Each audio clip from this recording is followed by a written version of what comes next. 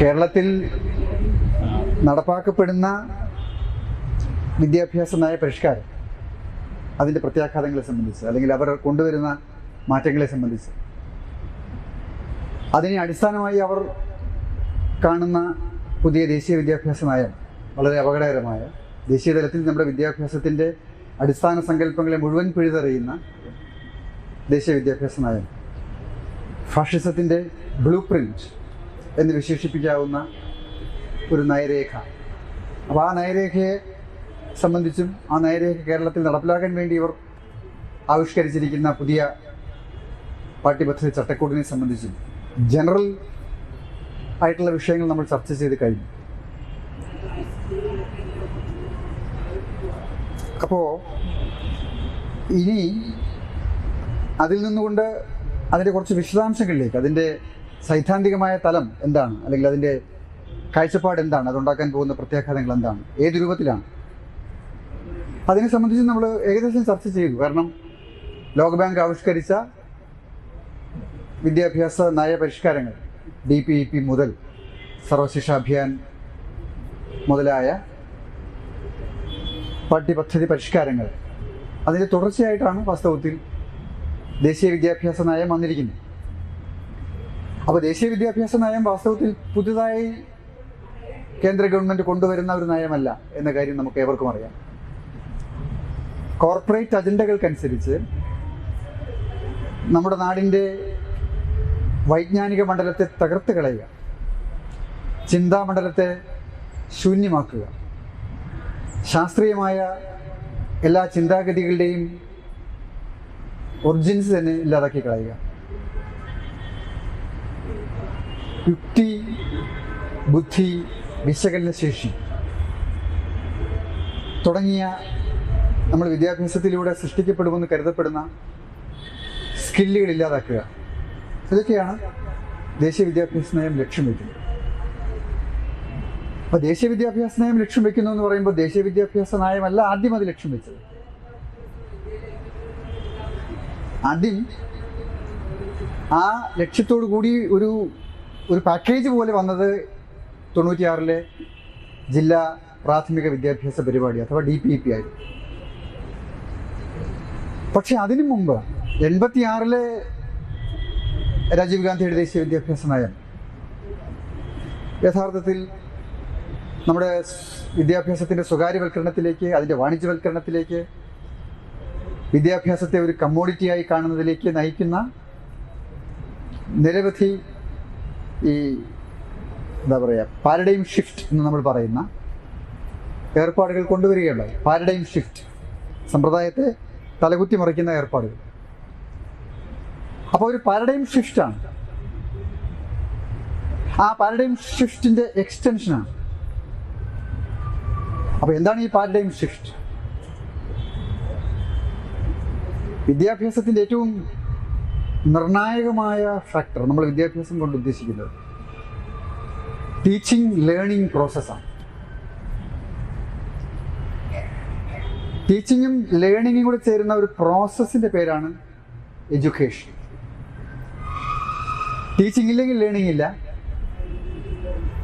Learning ടീച്ചിങ്ങുമായി അഭേദ്യമായി ബന്ധപ്പെട്ടതുമാണ്. പക്ഷേ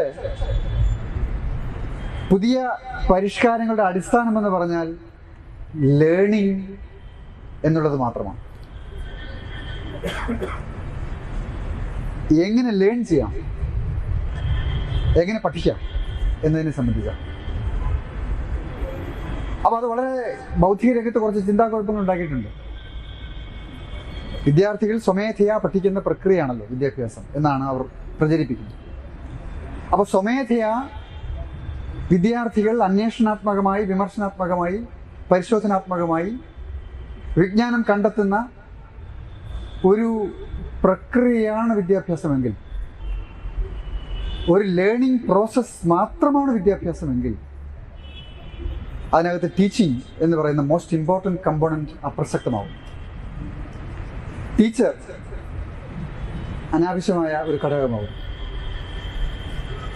ആ ടീച്ചിങ്ങിന് ആവശ്യമായിട്ടുള്ള മെറ്റീരിയൽ അപ്രസക്തമാവും. ആ ടീച്ചിങ് പ്രോസസ്സ് അട്ടിമറിക്കപ്പെടും. DPEP അവതരിപ്പിച്ചത് സെൽഫ് ലേണിംഗ് മെക്കാനിസമാണ്.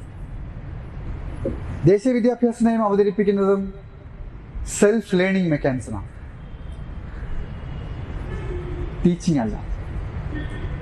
അഥവാ ടീച്ചിങ്ങിൻ്റെ പ്രാധാന്യത്തെ മിനിമൈസ് ചെയ്യും, അതിനൊരു മിനിമൽ പ്രക്രിയയാക്കി അതിനെ ചുരുക്കുന്നു, ആ ലെവലിൽ അതിനെ മാറ്റിത്തീർക്കുന്നു. അതിനുവേണ്ടി അവർ ചില സിദ്ധാന്തങ്ങൾ അവതരിപ്പിക്കും, ആ സിദ്ധാന്തങ്ങളെ ഗ്ലോറിഫൈ ചെയ്യും. അതിലൊന്ന് ഏറ്റവും അടിസ്ഥാനപരമായി പ്രാഥമികമായി അവർ അവതരിപ്പിക്കുന്ന സിദ്ധാന്തം ഹോൾ ലാംഗ്വേജ് അപ്രോച്ച് എന്ന് പറയുന്നത്, ഭാഷാ സമഗ്രതാ ദർശനം. അതായത് നമ്മുടെ കുട്ടികൾ ഭാഷ സമഗ്രതയിൽ പഠിക്കും, മനസ്സിലാക്കും. കുട്ടി ഒഴിഞ്ഞ പാത്രമല്ല, കുഞ്ഞിൻ്റെ ഉള്ളിൽ അറിവ് നിറഞ്ഞു കിടക്കുന്നു. അപ്പോൾ അറിവുമായി ജനിക്കുന്ന കുഞ്ഞ്, അറിവുമായി സ്വയം അറിവുമായി വളരുന്ന കുഞ്ഞ്, അറിവും ചുറ്റുപാടെന്നുള്ള അനുഭവങ്ങളുമായി വളരുന്ന കുഞ്ഞിനെ സംബന്ധിച്ചിടത്തോളം അവൻ ക്ലാസ് റൂമിൽ അധ്യാപകൻ പാഠപുസ്തകത്തെ കേന്ദ്രിതമാക്കി, വിജ്ഞാനത്തെ കേന്ദ്രിതമാക്കി ഒരു പുതിയ അറിവ് പകർന്നു കൊടുക്കേണ്ടതില്ല. അതാണ് അവരുടെ സിദ്ധാന്തത്തിൻ്റെ അടിസ്ഥാനം. അപ്പോൾ അറിവ് പകർന്നു കൊടുക്കേണ്ടതില്ല എന്ന് പറഞ്ഞാൽ വിദ്യാഭ്യാസം കൊടുക്കണ്ട എന്നാണ് ആ പറഞ്ഞതിൻ്റെ ലളിതമായ അർത്ഥം. അതുകൊണ്ടാണ് ഞാൻ ആദ്യം പറഞ്ഞത്, ടീച്ചിങ് ലേണിംഗ് പ്രോസസ്സിൽ നിന്ന് അതിൻ്റെ ഇൻ്റഗ്രൽ പാർട്ടായ ടീച്ചിങ് എന്ന് പറയുന്ന പ്രോസസ്സിനെ ഒഴിവാക്കുന്നു പുതിയ ദേശീയ വിദ്യാഭ്യാസ നയം, ലോകബാങ്കിൻ്റെ DPEP, അല്ലെങ്കിൽ എല്ലാ വിദ്യാഭ്യാസ പരിഷ്കാരങ്ങളും. കേരള പാഠ്യപദ്ധതി ചട്ടക്കൂട് പോലെ. അപ്പോൾ അതിനുവേണ്ടി അവർ അധ്യാപനത്തിൻ്റെ പ്രാധാന്യത്തെ ചോദ്യം ചെയ്യും. അധ്യാപകരെ ക്ലാസ് റൂമിൽ നിയോഗിക്കേണ്ടതിൻ്റെ ആ സാന്നിധ്യത്തെ അവർ ചോദ്യം ചെയ്യും. ഓറൽ ടീച്ചിങ് അതിനെ പരിപൂർണമായി നിരാകരിക്കുന്നു. ബോധനം എന്ന് പറഞ്ഞാൽ പഠിപ്പിക്കുന്ന സമ്പ്രദായം, പഠിപ്പിക്കുന്ന രീതി, ബോധനശാസ്ത്രം, അതൊരു ശാസ്ത്രമാണ്. ബോധനശാസ്ത്രം, നമ്മൾ പെഡഗോജി എന്ന് പറയുന്നത്, പെഡഗോജി ഒരു ഡിപ്പാർട്ട്മെൻ്റാണ്. ആ ഡിപ്പാർട്ട്മെൻറ്റ് വികസിച്ചു വന്നത് ആയിരക്കണക്കിന് അല്ലെങ്കിൽ ലക്ഷക്കണക്കിന് കുഞ്ഞുങ്ങൾക്ക് ഒരു തലമുറയ്ക്ക് വിദ്യാഭ്യാസം എങ്ങനെയാണ് ഏറ്റവും ഇഫക്റ്റീവായി പകർന്നു കൊടുക്കാൻ കഴിയുക, അതിൻ്റെ മെത്തഡോളജീസ് എന്തായിരിക്കണം എന്ന് ചർച്ച ചെയ്യുന്ന ഒരു ഡിസിപ്ലിൻ്റെ പേരാണ് പെഡഗോജി, ബോധനശാസ്ത്രം.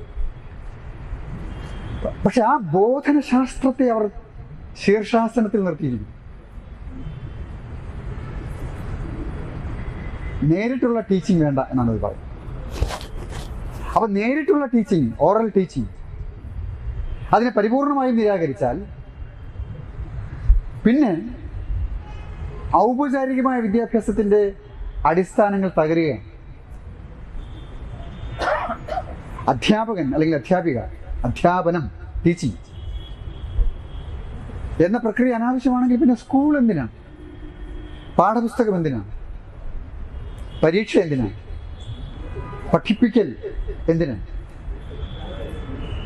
ഇവരുടെ സിദ്ധാന്തം അനുസരിച്ച് അതിൻ്റെ ആവശ്യമില്ല. കുട്ടി നേരത്തെ പറഞ്ഞ പ്രകാരം ഒഴിഞ്ഞ പാത്രമല്ല, അറിവ് സ്വന്തം നിലയ്ക്ക് കണ്ടെത്താൻ കഴിവുള്ള പൊട്ടൻഷ്യൽ ഉണ്ടെന്ന് മാത്രമല്ല, അറിവുള്ളയാളാണ്. അയാൾ സ്വന്തം നിലയ്ക്ക് മറ്റ് പുതിയ അറിവുകൾ അന്വേഷിക്കുകയും കണ്ടുപിടിക്കുകയും ചെയ്യും. അതിനാവശ്യമായ ഒരു ഫെസിലിറ്റേഷൻ നടത്തുക എന്നത് മാത്രമേ അവശേഷിക്കുന്നുള്ളൂ. അപ്പോൾ അതുകൊണ്ട് ഫെസിലിറ്റേറ്റർ, മെൻറ്റർ എന്നവർ വിളിക്കുന്നു. അപ്പോൾ അതിനെ അടിസ്ഥാനപ്പെടുത്തി അവർ പുതിയ ചട്ടക്കൂട് നിർമ്മിക്കുന്നു, പുതിയ ബോധന സമ്പ്രദായം കൊണ്ടുവരും.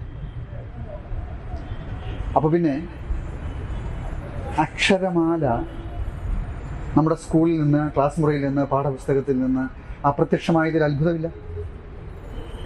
അവർ പറഞ്ഞു അക്ഷരമാല പാഠപുസ്തകത്തിൽ അച്ചടിച്ച് കുട്ടിയെ പഠിപ്പിക്കേണ്ടതില്ല. അത് DPPയുടെ സിദ്ധാന്തമാണ്. അപ്പോൾ ആ പാരഡൈം ഷിഫ്റ്റ് എന്ന് പറയുമ്പോൾ എല്ലാ കാര്യത്തിലും വരും. അക്ഷരത്തിൽ തുടങ്ങി എല്ലാ കാര്യത്തിലും വരും. അവർ പറഞ്ഞു ആശയങ്ങൾ കുട്ടി കൊടുക്കുക. അക്ഷരം പഠിപ്പിക്കണമെങ്കിൽ പിന്നെ മറ്റെന്താണ് പഠിപ്പിക്കേണ്ടത്, അല്ലെങ്കിൽ എന്താണ് ക്ലാസ് റൂമിൽ നടക്കേണ്ട ട്രാൻസാക്ഷൻ? ആശയങ്ങൾ. അപ്പോൾ ആശയങ്ങൾ ധാരാളമായി, ആശയങ്ങളും അനുഭവങ്ങളും കുട്ടിക്ക് കൊടുത്താൽ ആ ആശയങ്ങളിൽ നിന്ന് കുട്ടി അക്ഷരങ്ങൾ കണ്ടെത്തുമെന്നും ആ അക്ഷരങ്ങളെ ചേർത്ത് വാക്കുകൾ ഉണ്ടാക്കുമെന്നും വാക്കുകളിൽ നിന്ന് വീണ്ടും അവൻ ആശയങ്ങളിലേക്ക് പോകുമെന്നുമുള്ള ഒരു തലതിരിഞ്ഞ സിദ്ധാന്തത്തിൻ്റെ പ്രകടനമായി അത് മാറി. നമ്മളെന്ന് പറഞ്ഞാൽ വിദ്യാഭ്യാസ രംഗത്തിൻ്റെ, വിദ്യാഭ്യാസ ബോധനശാസ്ത്രത്തിൻ്റെ അടിസ്ഥാന തത്വങ്ങൾ അറിയുന്ന എല്ലാവരും പറഞ്ഞു അതൊരു തലതിരിഞ്ഞ സിദ്ധാന്തമാണ്. അതൊരിക്കലും തന്നെ നമ്മൾ സ്വീകരിക്കരുത്. കാരണം അതിലൂടെ കുട്ടിക്ക് ഭാഷ പഠിക്കാനാവില്ല. റീഡിങ്, റൈറ്റിംഗ്, റിത്തമെറ്റിക്സ്, നമ്മൾ 3 R's എന്ന് പറയുന്ന ഏറ്റവും അടിസ്ഥാനപരമായ കാര്യം, അത് ഒരു നൈസർഗികമായ പ്രക്രിയയല്ല. It's not a natural process. അങ്ങനെ ഒരു കുട്ടിക്ക് വായിക്കാൻ പറ്റില്ല, എഴുതാൻ ഒട്ടും പറ്റില്ല, സംസാരിക്കാൻ പറ്റും. അപ്പോൾ സംസാര ഭാഷയിൽ നിന്ന് എഴുത്തു ഭാഷയിലേക്ക്, അല്ലെങ്കിൽ വായനയുടെ ഭാഷയിലേക്ക് ഒരു കുഞ്ഞിൻ്റെ വളർച്ചയുടെ നിർണായകമായ ഘട്ടത്തിൽ ബൗദ്ധികമായ ഒരു കുഞ്ഞ് വികസിക്കണമെങ്കിൽ കോഗ്നിറ്റീവ് ഡെവലപ്മെൻറ്റിൽ ഏറ്റവും അടിസ്ഥാനപരമായി വേണ്ടത് ഭാഷയാണ്. അപ്പോൾ ആ ഭാഷ, അതിൻ്റെ അടിസ്ഥാനങ്ങൾ ഒരു കുഞ്ഞ് സമാർജിക്കണമെങ്കിൽ അക്ഷരങ്ങൾ നിർണായകമാണ്. അപ്പോൾ അതിനെ അവർ നിരാകരിച്ചു. അക്ഷരമാല, അക്ഷരബോധനം, അക്ഷരത്തെ അടിസ്ഥാനപ്പെടുത്തിയ വിദ്യാഭ്യാസ സമ്പ്രദായം എന്ന സങ്കല്പത്തെ അവർ നിരാകരിച്ചു. പകരം ആശയ അവതരണ രീതി കൊണ്ടുപോകും. ഞാൻ നേരത്തെ പറഞ്ഞ ദ ഹോൾ ലാംഗ്വേജ് അപ്രോച്ച് എന്നവർ പറയുന്ന ഭാഷാ സമഗ്രതാ ദർശനം എന്ന് പറയുന്ന സിദ്ധാന്തം അവർ അവതരിപ്പിച്ചത് അതിന് വേണ്ടിയിട്ടാണ്. ആ സിദ്ധാന്തം അവതരിപ്പിക്കുമ്പോൾ ആ സിദ്ധാന്തം അനുസരിച്ചാണെങ്കിൽ കുട്ടിയെ 1ാം ക്ലാസ്സിലോ അതിന് മുമ്പോ അക്ഷരം പഠിപ്പിക്കാൻ പാടില്ല. പകരം ആശയങ്ങൾ കൊടുക്കുക. ഏതാ? 1ാം ക്ലാസ്. ഞാൻ ഈ 1ാം ക്ലാസ് എന്ന് പറയാൻ കാരണം 5ാമത്തെ വയസ്സിൽ ഔപചാരികമായ വിദ്യാഭ്യാസം 1ാം ക്ലാസ്സിൽ ആരംഭിക്കുമ്പം ഔപചാരികമായി അക്ഷരം എഴുതി പഠിപ്പിക്കണം എന്നതാണല്ലോ നമ്മൾ പതിറ്റാണ്ടുകളായി പിന്തുടരുന്ന ഭാഷ ജ്ഞാനാർജന സിദ്ധാന്തത്തിൻ്റെ അടിസ്ഥാനമായി നമ്മൾ കാണുന്നൊരു കാര്യം. പക്ഷേ സമൂഹം വികസിക്കുന്നതനുസരിച്ച് 5ാം വയസ്സിലല്ല, 4ാം വയസ്സിലും, എന്തിനും 3ാമത്തെ വയസ്സിൽ പോലും അക്ഷരം പഠിക്കാൻ പറ്റും. പക്ഷേ അത് പ്രീ പ്രൈമറി സ്റ്റേജാണ്, കാരണം അനൗപചാരികമാണ്. അത് പ്ലേ വേ മെത്തേഡിലൂടെ പഠിക്കേണ്ടതാണ്. അവിടെ ഔപചാരികമായി എഴുത്തു പാടില്ല. ശരിയാണ്, കാരണം ആധുനിക നമ്മുടെ ന്യൂറോളജിക്കൽ സയൻസ് പോലും ഇപ്പോഴും അസന്നിഗ്ധമായി അത് പറഞ്ഞിട്ടില്ല. പക്ഷേ 1ാം ക്ലാസ്സിൽ 5ാം വയസ്സിൽ കുട്ടി ഔപചാരികമായ വിദ്യാഭ്യാസം ആരംഭിക്കണ്ടേ? അക്ഷരം പഠിക്കണ്ടേ? അക്ഷരമാലയെ അടിസ്ഥാനപ്പെടുത്തി അവൻ മലയാളം പഠിക്കുന്നില്ലെങ്കിൽ മറ്റു വിജ്ഞാന ശാഖകളിലേക്ക് അവൻ എങ്ങനെ മുന്നോട്ട് പോകും? അപ്പോൾ അടിസ്ഥാന ശാസ്ത്രം എങ്ങനെ പഠിപ്പിക്കും? അടിസ്ഥാന ഗണിതം പഠിക്കണ്ടേ? മറ്റു വൈജ്ഞാനിക മേഖലകളിലേക്ക് കുട്ടി കടന്നു പോകണമെങ്കിൽ ഭാഷ അടിസ്ഥാനം ഉറക്കണ്ടേ എന്ന ചോദ്യം വന്നപ്പോൾ അവർ പറഞ്ഞു, അതിനും അവരൊരു സിദ്ധാന്തം അവതരിപ്പിച്ചു. അതിനവർ പറഞ്ഞ സിദ്ധാന്തം സമഗ്രതയിലാണ് കുഞ്ഞു ലോകത്തെ കാണുന്നത്. ഭാഷ മാത്രമല്ല, പരിസര പഠനം, ശാസ്ത്രം, ഗണിതം, ഭാഷ, ഇതെല്ലാം കൂടി ചേർത്ത് ഒരു ഉദ്ഗ്രഥിത സമീപനം സ്വീകരിക്കണം. ഇന്റഗ്രേറ്റഡ് അപ്രോച്ച് എന്ന് പറയും. എന്ന് വെച്ചാൽ കുട്ടിക്ക് കുറച്ച് ഭാഷ, കുറച്ച് ഗണിതം, കുറച്ച് ചരിത്രം, കുറച്ച് പരിസര പഠനം, ഇതെല്ലാം കൂടെ ഗുളിക രൂപത്തിലാക്കി പകർന്നു കൊടുക്കുന്ന ഒരു ഏർപ്പാട് കൊണ്ടുവരിക. അപ്പോൾ ഒരു ഏകാധ്യാപക വിദ്യാലയം എന്ന സങ്കല്പം അവർ അവതരിപ്പിച്ചു. ഒരു അധ്യാപകൻ, ഒരു പുസ്തകം, ഒരൊറ്റ വിജ്ഞാന ശാഖ, അതിൻ്റെ ട്രാൻസാക്ഷൻ. ഗവേഷകനായ വിദ്യാർത്ഥി ഇതെല്ലാം വളരെ എളുപ്പത്തിൽ കണ്ടുപിടിക്കും എന്നാണ് ഇത്. പക്ഷെ നമ്മുടെ കേരളത്തെ സംബന്ധിച്ച് 2 പതിറ്റാണ്ടുകൾ പിന്നിട്ടു ഈ ഗവേഷണ വിദ്യാഭ്യാസം. 1-ാം ക്ലാസ്സിൽ ആരംഭിച്ച ഗവേഷകന്മാരെ വാർത്തെടുത്ത ഈ വിദ്യാഭ്യാസ സമ്പ്രദായം. ശാസ്ത്ര സാഹിത്യ പരിഷത്തിനെ പോലുള്ള ആളുകൾ പഠനം പാൽപ്പായസം എന്ന് പറഞ്ഞൊരു പുസ്തകം ഇറങ്ങി. പഠനം പാൽപ്പായസം. പാൽപ്പായസം പോലെ മധുരതരമാണ് വിദ്യാഭ്യാസം. ആ പാൽപ്പായസം കോരി കുടിക്കാൻ കുട്ടിയെ അനുവദിക്കണം എന്നാണ് അവർ പറഞ്ഞത്. അങ്ങനെ പാൽപ്പായസം കോരി കുടിച്ച കുട്ടി അക്ഷരം അറിയാത്തവനായി, ഗണിതബോധം ഇല്ലാത്തവനായി. അപ്പോൾ ഭാഷയിലും ഗണിതത്തിലും പിന്നാക്കം പോയ വിദ്യാർത്ഥികളെ സംബന്ധിച്ചിടത്തോളം അവർക്ക് മുന്നോട്ടുള്ള വിദ്യാഭ്യാസം അസാധ്യമായി. അവർ ക്ലാസ്സുകളിൽ നിന്ന് ക്ലാസ്സുകളിലേക്ക് കടന്നുപോയി. 1-ാം ക്ലാസ്സിൽ ചേരുന്ന കുട്ടി അവൻ 8-ാം ക്ലാസ് വരെ കടന്നു പോകും എന്ന സ്ഥിതി വന്നു.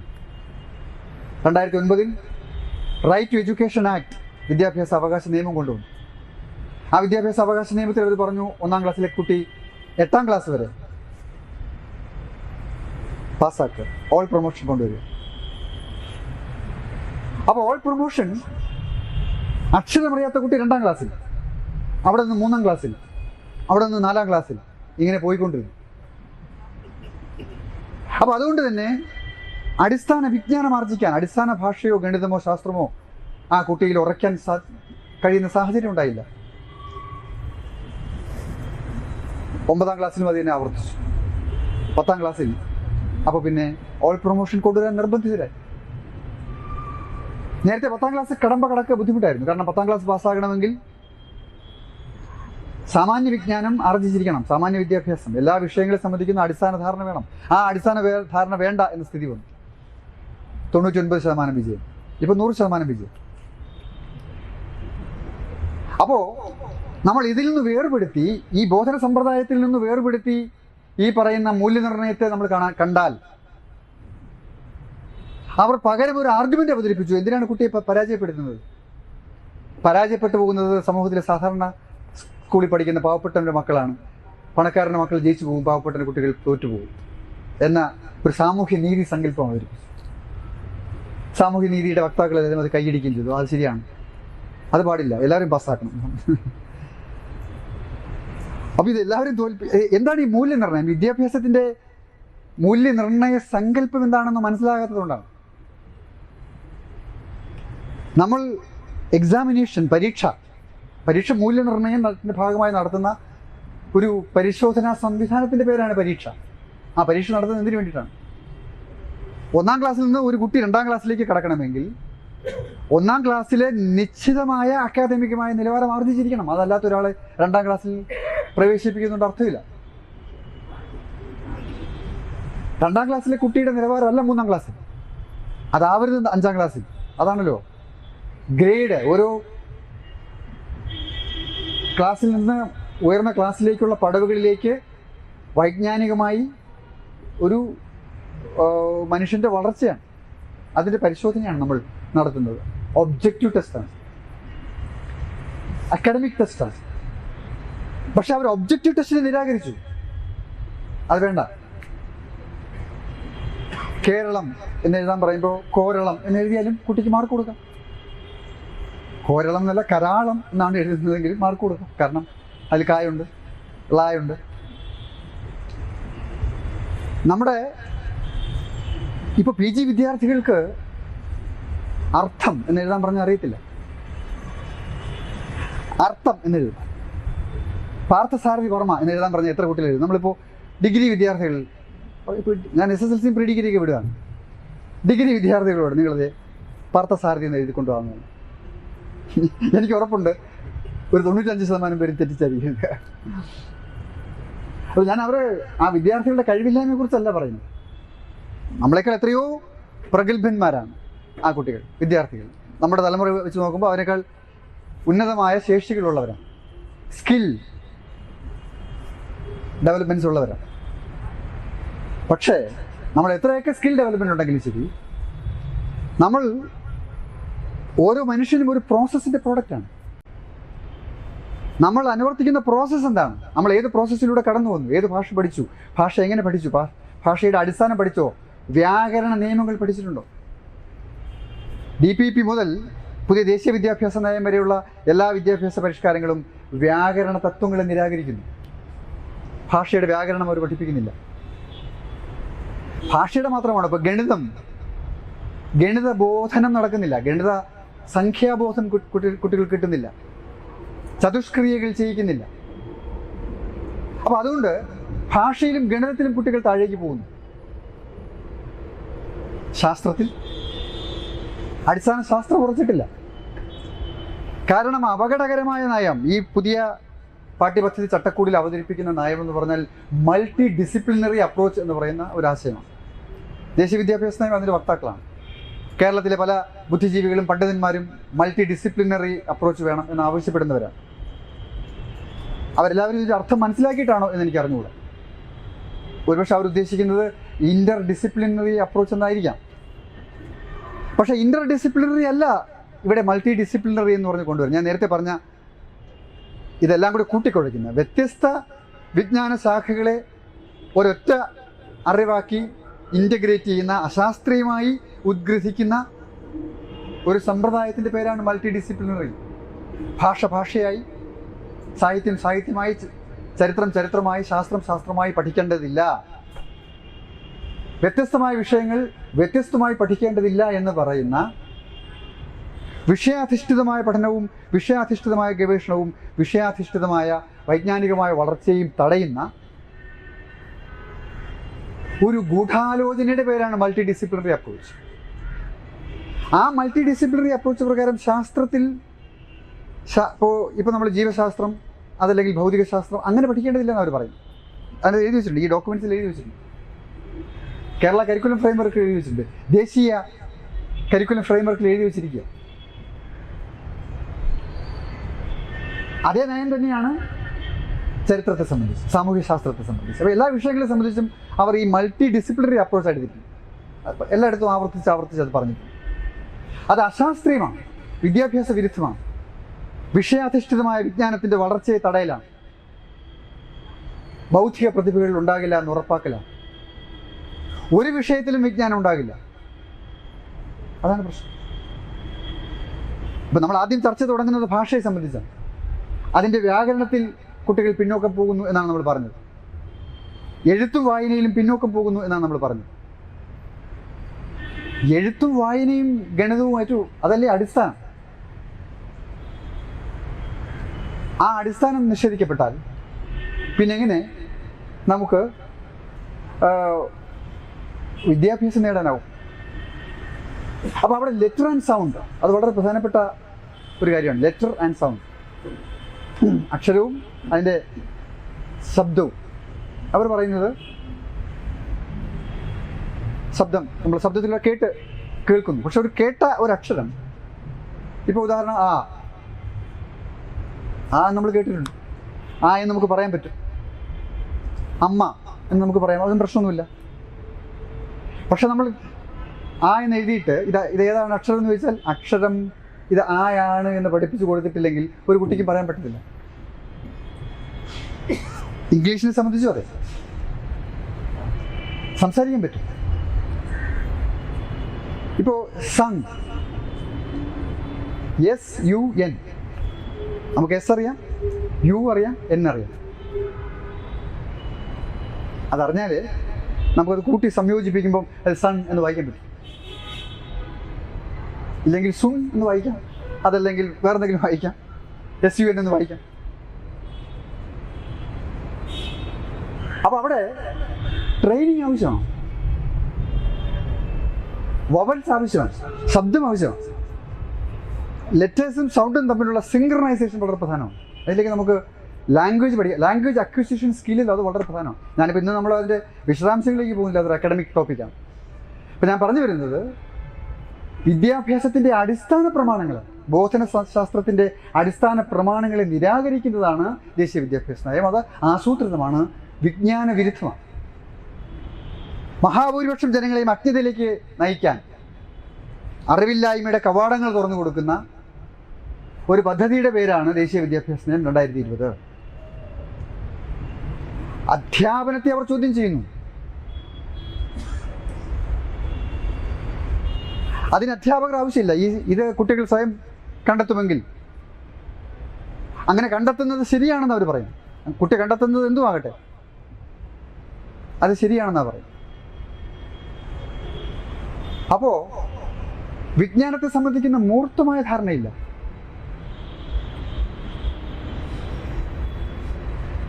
ഇത് പകലാണ് എന്നുള്ളതൊരു മൂർത്ത സങ്കല്പമാണ്. ഇത് പകലാണോ രാത്രിയാണോ എന്ന കാര്യത്തിൽ അവ്യക്തതയുണ്ട്. ചിലർ രാത്രിയാണെന്ന് പറയുന്നു, ചിലർ പകലാണെന്ന് പറയുന്നു, വേറെ ചിലത് പറയുന്നു. ശരി, എല്ലാം ഇവരുടെ സിദ്ധാന്ത പ്രകാരം ശരിയാണ്. അത്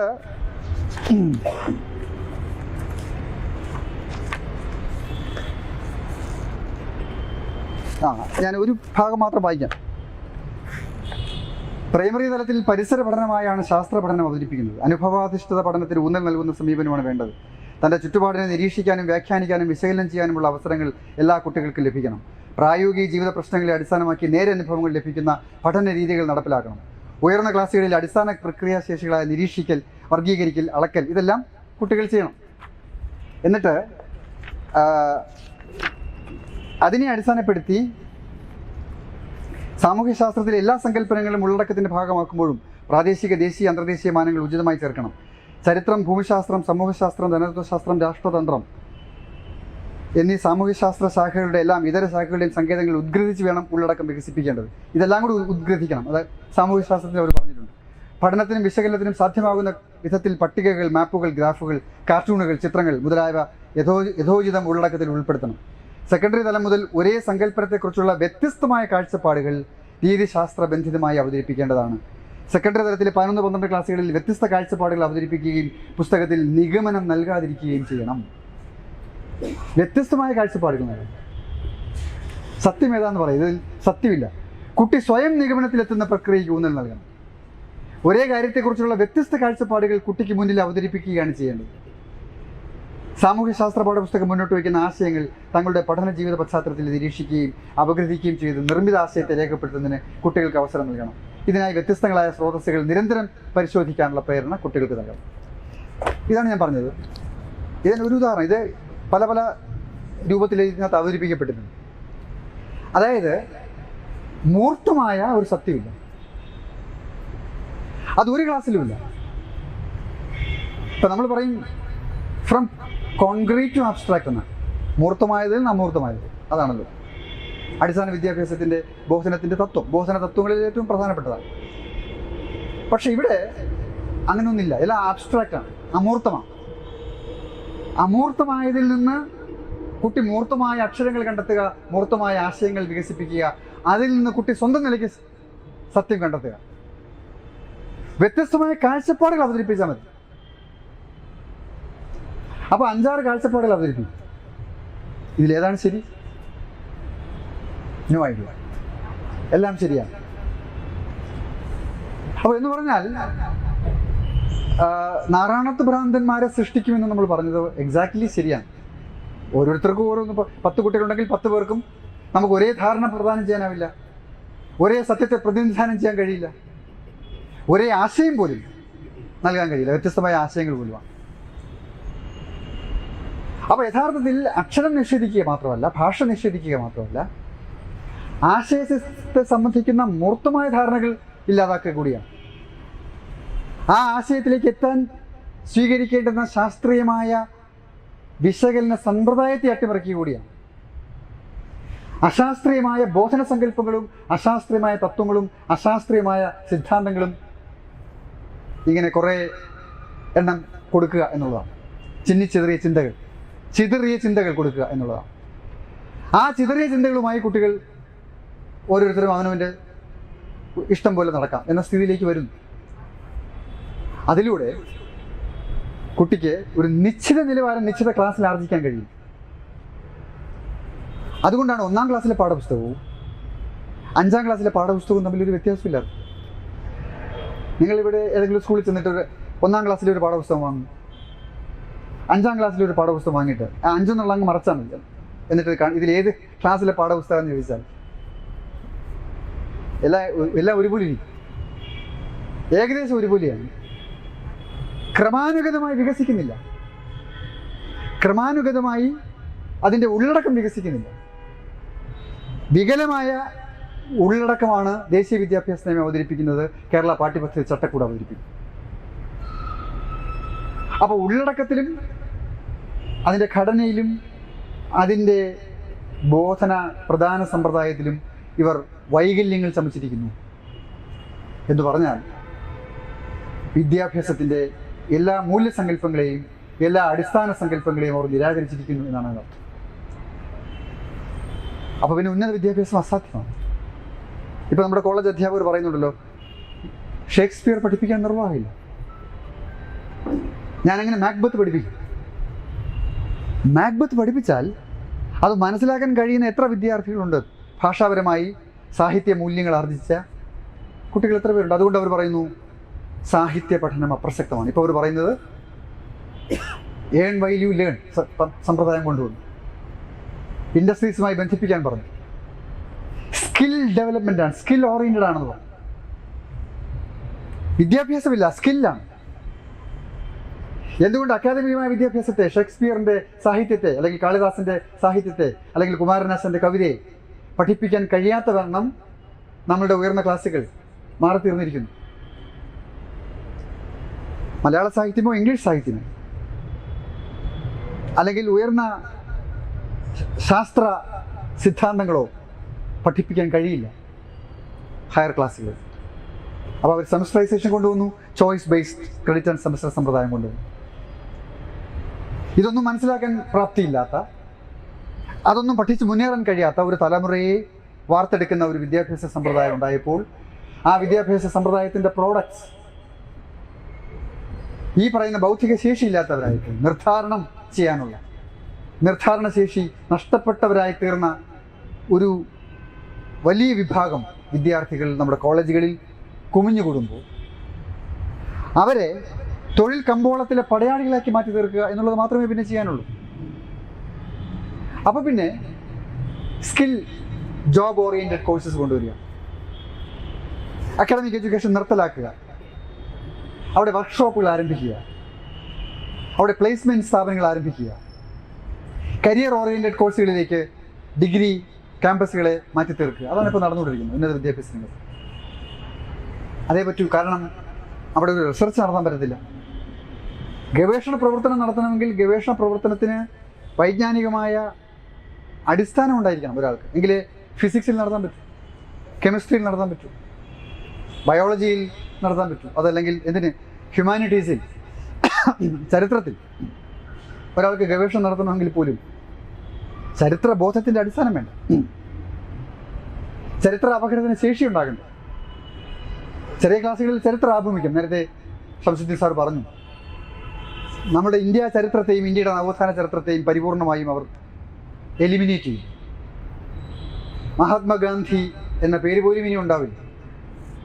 നമ്മൾ ഈ ഗാന്ധി പീസ് ഫൗണ്ടേഷൻ സെൻറ്ററിലാണ് ഈ ചർച്ച നടത്തുന്നത്.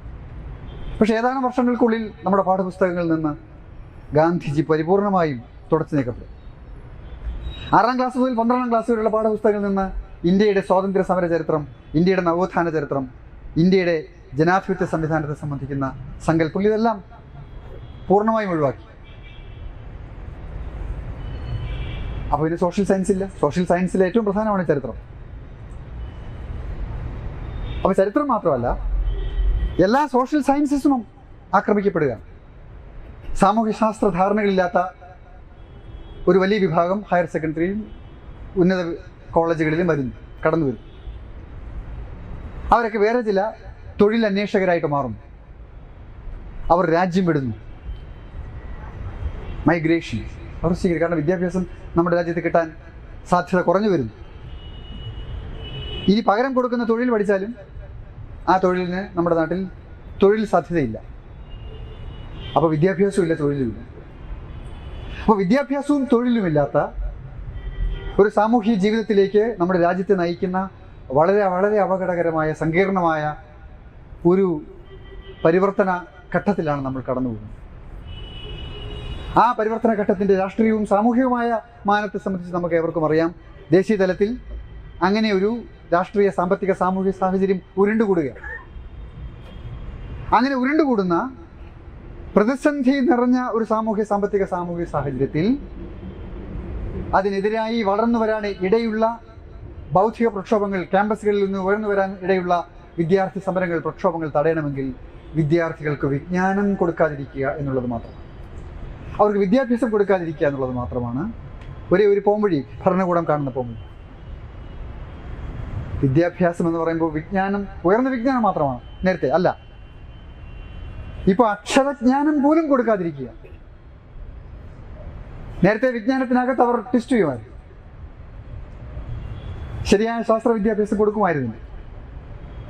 പക്ഷേ ആ അശാസ്ത്രീയമായ പാഠ്യപദ്ധതിയുടെയും പഠന സമ്പ്രദായത്തിൻ്റെ സ്ഥാനത്ത് അക്ഷരജ്ഞാനം ഉൾപ്പെടെ ഏറ്റവും അടിസ്ഥാനപരമായ കാര്യം വരെ കഴിയുന്നത്ര പേർക്ക് എങ്ങനെ കൊടുക്കാതിരിക്കാം എന്നതിനെ സംബന്ധിക്കുന്ന ഒരു റിസർച്ച് നടത്തി ഒരു ഡോക്യുമെൻ്റ് തയ്യാറാക്കി ആ ഡോക്യുമെൻ്റ് ഒരു നയരേഖയായി പ്രഖ്യാപിച്ച് അത് പാർലമെൻറ്റിൽ അവതരിപ്പിക്കാതെ, പാസ്സാക്കാതെ നമ്മുടെ രാജ്യത്ത് നടപ്പിലാക്കുന്നു. അതാണ് ദേശീയ വിദ്യാഭ്യാസം 2020.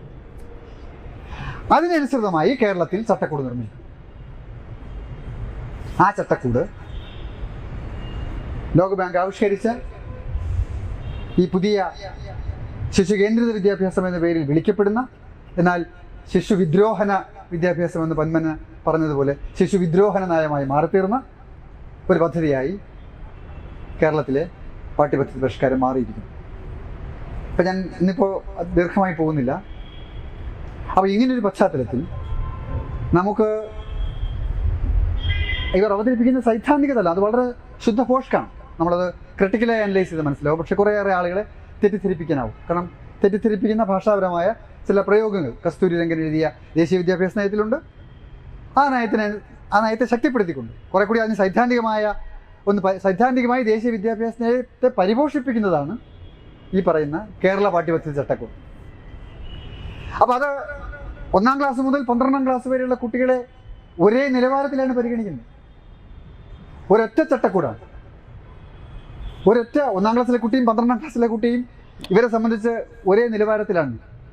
നിതാന്ത ശൈശവം എന്ന് പറയാം. കുട്ടി ശിശുവാണ് എന്ന സങ്കല്പത്തിൽ നിന്നുകൊണ്ടാണ് ഇതിലെ സിദ്ധാന്തങ്ങൾ ചമച്ചിരിക്കുന്നത്. ഇതിലെ പ്രായോഗികമായ ഘടന കൊണ്ടുവന്നിരിക്കുന്നത് 5+3+3+4 അതാണല്ലോ പുതിയ ഘടന. 10+2+3 മാറ്റി 10-ാം ക്ലാസ് വരെ ജനറൽ എഡ്യൂക്കേഷൻ, സാമാന്യ വിദ്യാഭ്യാസം.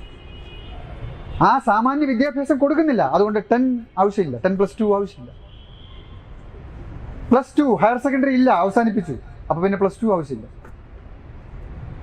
അപ്പോൾ ഹയർ സെക്കൻഡറി വിദ്യാഭ്യാസവും 10-ാം ക്ലാസ് വരെയുള്ള സാമാന്യ വിദ്യാഭ്യാസവും നിഷേധിച്ചിരിക്കുന്ന ഒരു ഉള്ളടക്കവും ഒരു പഠന സമീപനവും വന്നപ്പോൾ അതിന് നിരക്കുന്ന ഘടന വന്നു. അതിന് നിരക്കുന്ന ഘടനയുടെ പേരാണ് 5+3+3+4. ആദ്യത്തെ 5 വർഷം 3-ാം ക്ലാസ് മുതൽ 8-ാം ക്ലാസ് വരെ, 8-ാം വയസ്സ് വരെ അടിസ്ഥാന വിദ്യാഭ്യാസം ഇല്ല. പ്രീ പ്രൈമറി, അനൗപചാരികമായ അങ്കണവാടികളെ ഏൽപ്പിച്ചു. തീർന്നല്ലോ. 8-ാം വയസ്സ് വരെ ഔപചാരികമായ വിദ്യാഭ്യാസം പാടില്ല. ഞങ്ങൾ ദേശീയ വിദ്യാഭ്യാസ നയത്തിനെതിരാണ്, സംസ്ഥാന സർക്കാർ പറയുന്നു. അതുകൊണ്ട് ഞങ്ങൾ 1-ാം ക്ലാസ്സും 2-ാം ക്ലാസ്സും മാറ്റുന്നില്ല. അത് പക്ഷേ ഞങ്ങൾ 5-ാം വയസ്സെന്നുള്ളത് മാറ്റി അത് 6-ാം വയസ്സിലേക്ക് മാറ്റും എന്നവർ പറയും. ദേശീയ വിദ്യാഭ്യാസം നടപ്പിലാക്കുന്നതിലേക്ക് ഒരു ചുവട് കൂടി മുന്നോട്ട് വയ്ക്കുന്നു. എന്നിട്ട് പറഞ്ഞിരിക്കുന്നു 1-ാം ക്ലാസ്സിലും 2-ാം ക്ലാസ്സിലും അക്ഷരമാലയില്ല. കേരള പാഠ്യപദ്ധതി ചട്ടക്കൂട്. അപ്പോൾ ദേശീയ വിദ്യാഭ്യാസത്തെ നടപ്പിലാക്കി, 5 നടപ്പിലാക്കി. ഞാൻ പറയുന്നത് മനസ്സിലാവുന്നുണ്ടോ? 5 എന്ന് പറയുന്നത് 8-ാം വയസ്സ് വരെയാണെങ്കിൽ ആ 5 കൊണ്ടുവന്നത് എന്തിനാണ്? അക്ഷരം പഠിപ്പിക്കാതിരിക്കാനാണ് മോദി സർക്കാർ ഈ 5 കൊണ്ടുവന്നത്. ആ 5 ഞങ്ങൾ നടപ്പിലാക്കുന്നില്ല എന്ന് സംസ്ഥാന ഗവൺമെൻറ് പറഞ്ഞിട്ട് 1-ാം ക്ലാസ്സിൽ കുട്ടിയെ 5-ാമത്തെ വയസ്സിൽ ചേർക്കാതിരിക്കുകയും അത് 6-ാമത്തെ വയസ്സ് വരെ 1 വർഷം കൂടി എക്സ്റ്റെൻഡ് ചെയ്യുകയും ചെയ്തിട്ട് 6 വയസ്സ് വരെ പ്രീ പ്രൈമറി ആക്കി. അതിനുശേഷമുള്ള 1-ാം ക്ലാസ്സിലും 2-ാം ക്ലാസ്സിലും, അതായത് 6-7 വയസ്സുകളിൽ അക്ഷരമാല പഠിപ്പിക്കേണ്ട എന്ന് തീരുമാനിച്ച പാഠ്യപദ്ധതിയും തയ്യാറാക്കി. നാച്ചുറലായി പിന്നെ 8-ാമത്തെ വയസ്സിൽ ദേശീയ വിദ്യാഭ്യാസ നയം പറയുന്നത് പോലെ +3-ലാണ് പിന്നെ പഠനം ആരംഭിക്കാൻ പറ്റുന്നത്. പക്ഷെ അവിടെയും പഠനമാണ്, ടീച്ചിങ് ഇല്ല. നിങ്ങൾ ഈ ഡോക്യുമെൻ്റ് മുഴുവൻ പരിശോധിക്കും, എല്ലായിടത്തും. ഞാനിതിപ്പം സമയമില്ലാത്തതുകൊണ്ട് അതിലേക്ക് കടക്കുന്നില്ല. ലേണിംഗ് അല്ലെങ്കിൽ ഓറൽ ടീച്ചിങ്, ഈ രണ്ടുമാണ് ഇതിൽ പറയുന്നത്. ഓറൽ, പിന്നെ ലേണിംഗ്. റീഡിങ്, റൈറ്റിംഗ്, കോംപ്രിഹെൻഷൻ ഇല്ല. അപ്പോൾ പിന്നെ എങ്ങനെയാണ് കുട്ടി വിജ്ഞാനം ആർജിക്കുക? അപ്പോൾ അത് 3ാം ക്ലാസ് മുതൽ 6ാം ക്ലാസ് വരെ ഇല്ല. ഇൻ്റഗ്രേറ്റഡ് അപ്രോച്ച് പോലെ അധ്യാപകൻ, വിഷയബന്ധിത അധ്യാപകനില്ല 6ാം ക്ലാസ്സിൽ. വിഷയബന്ധിത അധ്യാപകൻ എന്ന് പറഞ്ഞാൽ 6ാം ക്ലാസ് വരെ വിഷയാധിഷ്ഠിതമായ പഠനമില്ല, അധ്യാപകനില്ല. 6ാം ക്ലാസ്സിൽ പക്ഷേ തൊഴിലധിഷ്ഠിത പഠനം, വൊക്കേഷണലൈസേഷൻ.